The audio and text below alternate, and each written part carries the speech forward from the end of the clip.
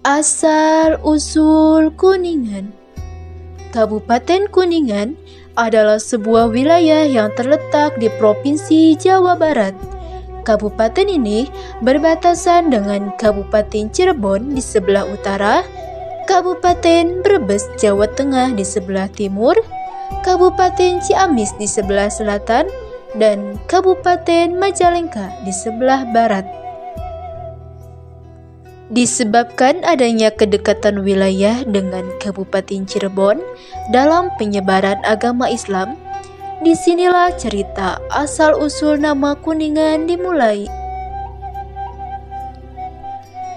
Ketika Syarif Hidayatullah atau biasa dikenal dengan Sunan Gunung Jati menyebarkan agama Islam di Tiongkok, selain menyebarkan agama Islam, beliau juga membuka pengobatan sehingga banyak rakyat Cina yang sakit bisa disembuhkannya.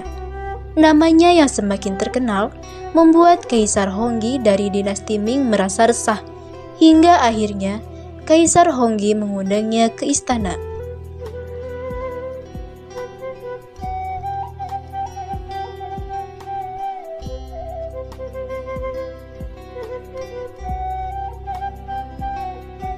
Wahai engkau orang yang masyhur akan kearifan dan kesaktiannya.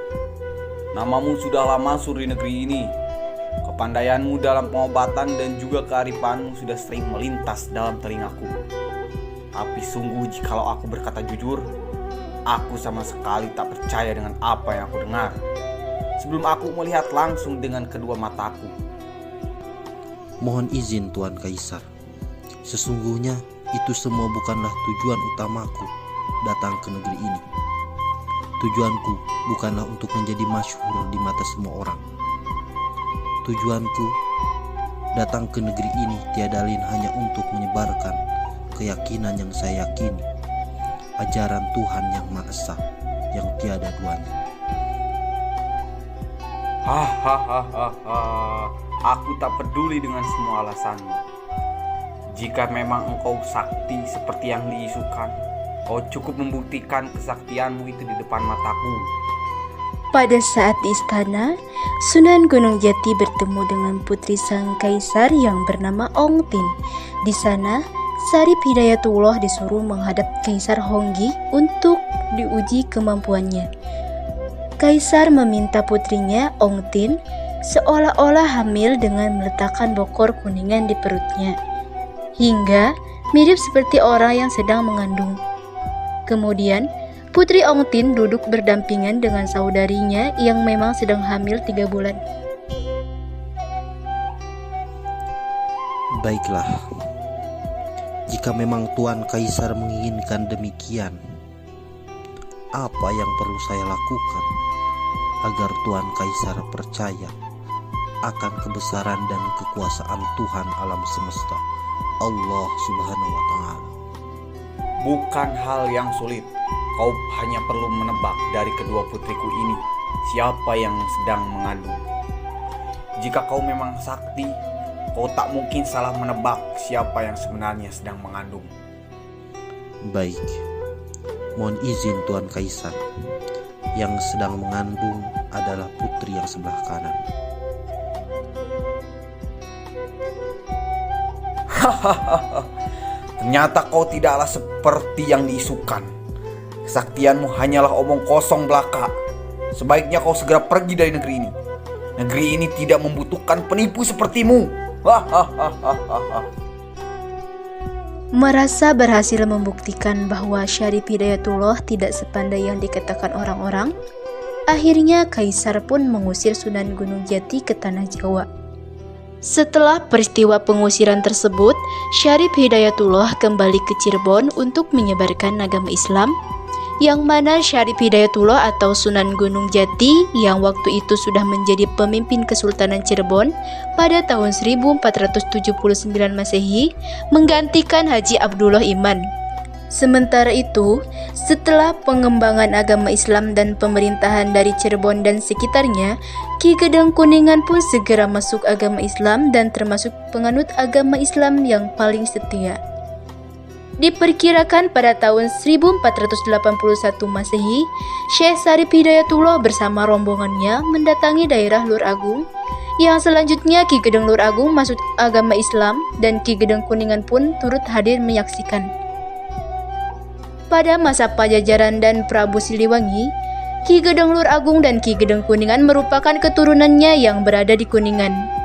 Tak kala Syekh Syarif Hidayatullah di Lur Agung, datanglah Putri Ong Tin dalam keadaan hamil. Ia menceritakan bagaimana tebakan Syarif Hidayatullah waktu itu bisa terjadi. Namun, dikarenakan keduanya jatuh cinta, Sunan Gunung Jati akhirnya menikahi Putri Ong Tin dan memberinya gelar dengan nama Nyai Rara Sumanding. Pernikahan antara Sunan Gunung Jati dan Putri Ong Tin tidak berlangsung lama. Putri Ong Tin wafat 1 bulan setelah melahirkan sang anak yang bernama Pangeran Kuningan. Dari Lur Agung, Syekh Syarif Hidayatullah bersama rombongannya menuju tempat tinggal Ki Gedeng Kuningan di Winduherang. Di sana, Syarif Hidayatullah menitipkan Pangeran Kuningan yang masih kecil kepada Ki Gedeng Kuningan. Selamat datang Tuan Sunan di Keraton Kuningan. Perkenalkan, ini anak saya Amung Gegetuning Ati. Lucu sekali anakmu. Tapi sepertinya nama yang kau berikan tidaklah baik untuk dia ke depannya. Barangkali Tuan Sunan bersedia memberikan nama untuk anak saya akan merasa bahagia. Arya Kamuning. Pangeran Arya Kamuning. Itu nama yang baik, nama yang indah. Arya Kamuning. Ya, sekarang namanya adalah Arya Kamuning. Pangeran Arya Kamuning, semoga dengan nama barunya membawa keberkahan untuk kehidupan kedepannya.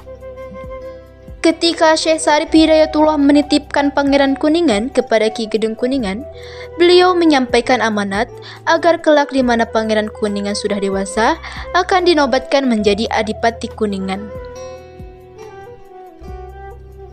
Tuan Sunan, mohon ampun, apakah ada maksud tertentu sampai Tuan rela menyempatkan diri mengunjungi Keraton Kuningan ini? Ya, aku bermaksud menitipkan anakku Pangeran Kuningan agar istrimu menyusui dan membesarkannya sampai dewasa bersama anakmu Arya Kamuning. Dan aku titipkan pesan kepadamu, jikalau Pangeran Kuningan sudah matang usianya, maka angkatlah Pangeran Kuningan sebagai adipati di tanah ini. Baik Tuan Sunan, dengan senang hati saya bersedia menjalankan amanah dan kepercayaan dari Tuan Sunan. Menyusul kemudian seorang dalam Cianjur, salah seorang cucunya Prabu Siliwangi yang masih ada hubungan keluarga dengan Syekh Syarif Hidayatullah di Cirebon dan menyatakan masuk agama Islam.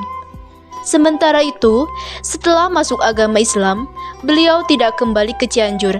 Akhirnya, dalam Cianjur diberi gelar dengan nama Pangeran Dipati Ewangga oleh Sunan Gunung Jati, ditugaskan untuk memangku jabatan keadipatian Kuningan sebelum Pangeran Kuningan dewasa. Setelah Pangeran Kuningan dan Pangeran Arya Kamuning dewasa, diperkirakan tepatnya pada bulan Muharram tanggal 1 September 1498 Masehi, Pangeran Kuningan dilantik menjadi kepala pemerintahan dengan gelar Pangeran Arya Adipati Kuningan dan dibantu oleh Pangeran Arya Kamuning, juga dibantu oleh putra-putra Pangeran Dipati Ewangga, yaitu Pangeran Cangkuang, Pangeran Selanunggal, Pangeran Sukawirajaya, dan Pangeran Anom. Sedangkan untuk pemantapan penyebaran agama Islam dibantu oleh beberapa orang ulama. Sejak tanggal tersebut, yang sekaligus merupakan hari bersejarah penobatan Pangeran Kuningan, maka dinyatakan sebagai tanggal terbentuknya pemerintahan Kuningan yang untuk selanjutnya ditetapkan menjadi tanggal hari jadi Kuningan. Sejak pemerintahan Kuningan berdiri dan tanggal hari jadinya ditetapkan tanggal 1 September 1498 Masehi hingga sekarang memasuki abad ke-21, Kuningan sudah berusia 5 abad lebih.